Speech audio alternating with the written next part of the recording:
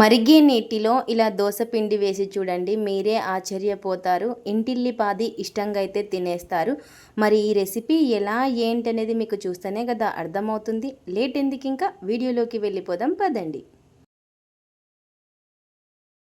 ముందుగా ఒక కడాయి అయితే పెట్టేసుకొని అందులోకి కప్పు నీళ్ళు అయితే వేసుకోవాలి. ఈ నీళ్ళని బాగా మరిగించుకోవాలి.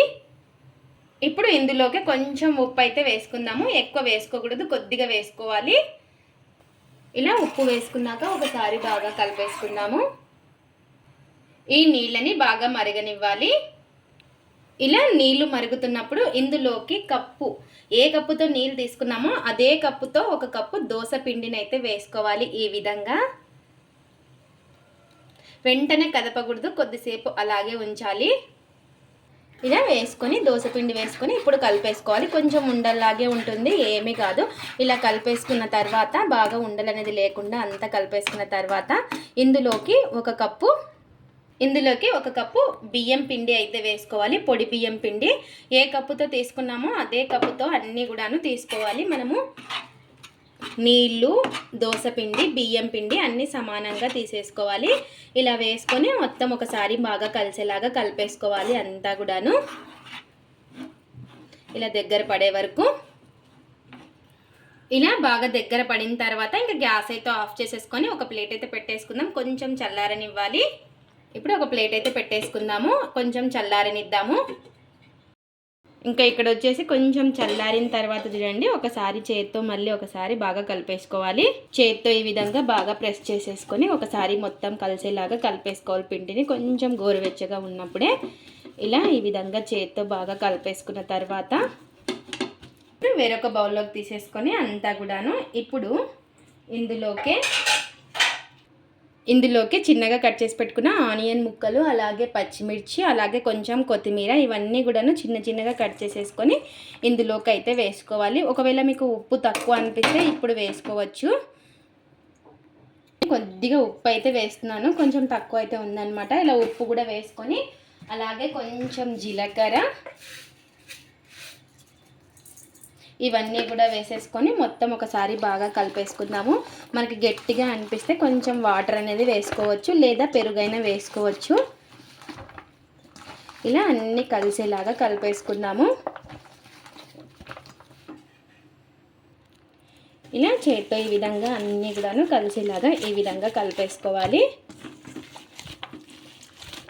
ఇలా ఆనియన్, పచ్చిమిర్చి అన్నీ ఉప్పు అంతా కలిసిన తర్వాత ఆనియన్స్ మీరు కావాలంటే తక్కువైనా వేసుకోవచ్చు, ఎక్కువ వేసుకుంటే టేస్ట్ అనేది చాలా బాగుంటుంది.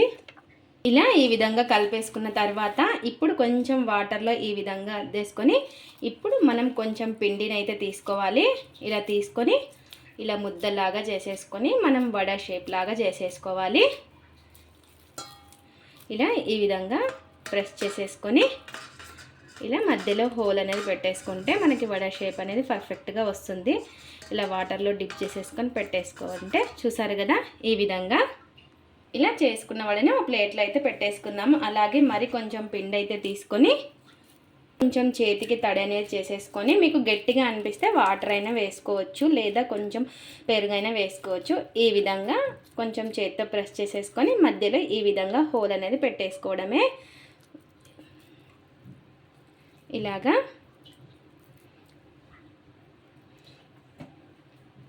ఇంకా మనకి ఎన్నైతే ఉన్నాయో ఇంకా అన్నీ ఇదే విధంగా చేసి పెట్టేసుకోవడమే. మీకు ఇలా హోల్ లేకుండా అయినా చేసుకోవచ్చు, మీ ఇష్టం అది. ఇలా మధ్యలో హోల్ అనేది పెట్టేసుకొని ఇంకా అన్ని వడల్ని కూడా ఇదే విధంగా చేసి ఒకేసారి పెట్టేసుకోవచ్చు మనము. ఇలా ఈ విధంగా అన్ని వడల్ని కూడా చేసి పెట్టేసుకుని ఇలా అన్ని మనం ఒకేసారి కూడా చేసి పెట్టేసుకోవచ్చు. ఇలా చేసి పెట్టేసుకున్న తర్వాత ఇంకా డీప్ ఫ్రైకి సరిపడినంత నూనె అయితే పెట్టేసుకుని నూనె బాగా వేడెక్కిన తర్వాత ఈ వడల్ని ఇందులోకి అయితే వేసుకోవాలి. ఇలా నూనె బాగా వేడెక్కిన తర్వాత ఈ వడల్ని ఇందులోకి అయితే వేసేసుకోవాలి. ఇలా మనకి ఇంక ఎన్ని అయితే పడతాయో అన్నీ అయితే వేసేసుకోవాలి. చూడండి ఈ విధంగా.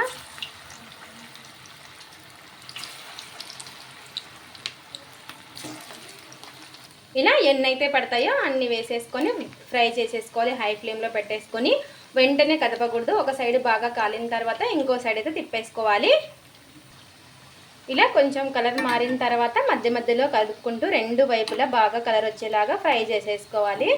గోల్డెన్ కలర్ వచ్చే వరకు కూడాను అన్నిటినీ ఈ విధంగా ఫ్రై చేసేసుకోవాలి. చూడండి ఇలా మధ్య మధ్యలో రెండు వైపులా తిప్పుకుంటూ ఒకే సైడ్ రెండు సైడ్ల బాగా కాలేలాగా చూసుకోవాలి.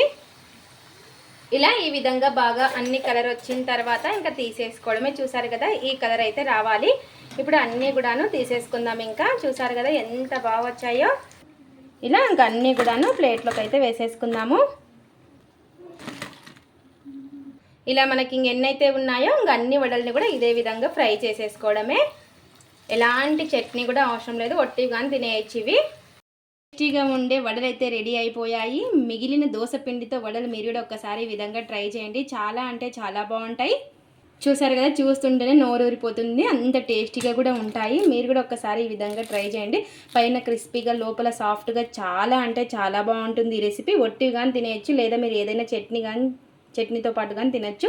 ఇది ఫ్రెండ్స్ ఇవాల్టి వీడియో. మా వీడియోస్ కనుక మీకు నచ్చినట్టయితే లైక్ చేయండి, షేర్ చేయండి, కామెంట్ చేయండి, సబ్స్క్రైబ్ చేసుకోండి. స్కిప్ చేయకుండా పూర్తి వీడియో చూసిన వాళ్ళు ఒక లైక్ అయితే చేయండి. అలాగే మిగిలిన దోశ పిండితో వడలు ట్రై చేసి ఎలా వచ్చాయో కామెంట్ అయితే పెట్టండి. Thanks for watching. Bye bye.